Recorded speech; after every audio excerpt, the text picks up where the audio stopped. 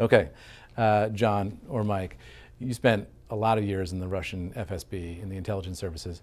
Tell me a little bit about that experience. How long were you a Russian spy? Around 16 years in service. I was an operative. My job was to recruit sources among Russian foreign businessmen and use them as assets for the Russian state, collect information, so on. Primarily fieldwork was finance, its banking system and financial sector itself. And at some point, you decided you had to leave. Yes, Why was that? it was a personal matter. My life was in danger, and not only mine, but my wife's life as well, and I had no choice at all. So you came to the United States. Yes, I mean, let's say the Americans brought us to the United States. John, or Mike, says the Klyushin operation was just a small part of an overall Russian strategy designed to respond unconventionally to American financial sanctions. He describes a strategy in which Vladimir Putin authorizes his top intelligence officers to wreak havoc on Western economies. It's a war right now happening between Russia and the West, or Eastern-West confrontation. Finances and banks and financial sector itself is just one of the battlefields where the whole thing is happening. So they have to be creative. So the cyber attacks or the insider trading, all of the stuff, it's kind of a weapon and tools they can use against the West. He says many of his former bosses in Russian intelligence are stealing Western financial information for their own personal profit. How often does that happen in the Russian intelligence services? I would say that's pretty normal practice. The Russians do operate freely inside the Western financial system as an operatives, and they have assets. You're saying Russian spies in the United States have been stealing financial information from American companies for years and profiting from it? Sure, they do.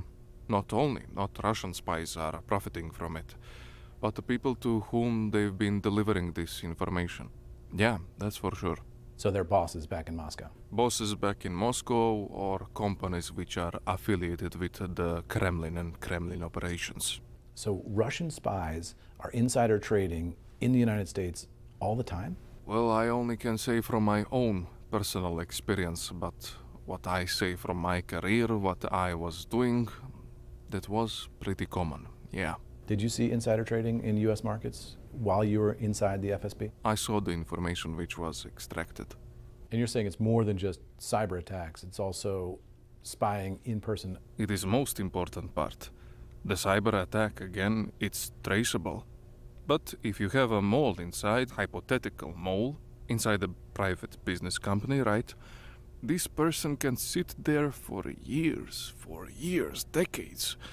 No one's going to say anything, as long as this person is not doing anything stupid.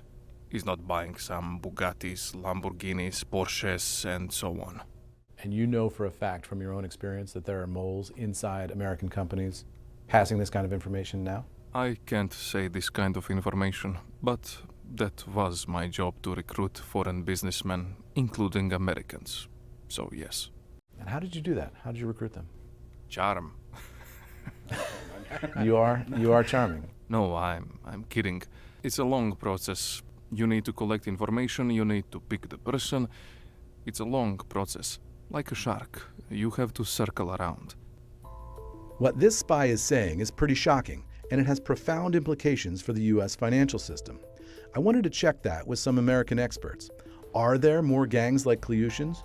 Are there more Russian intelligence vets hacking into American companies? Google's Sandra Joyce is a cybersecurity expert, and from her perch in the private sector, she's seen it all. What strikes her about the Klyushin M13 crime, though, is just how easy the insider trading hacking was. We know that the GRU has some incredible capabilities. If you think about it, they were behind turning off the lights in Kyiv in 2015 and 2016.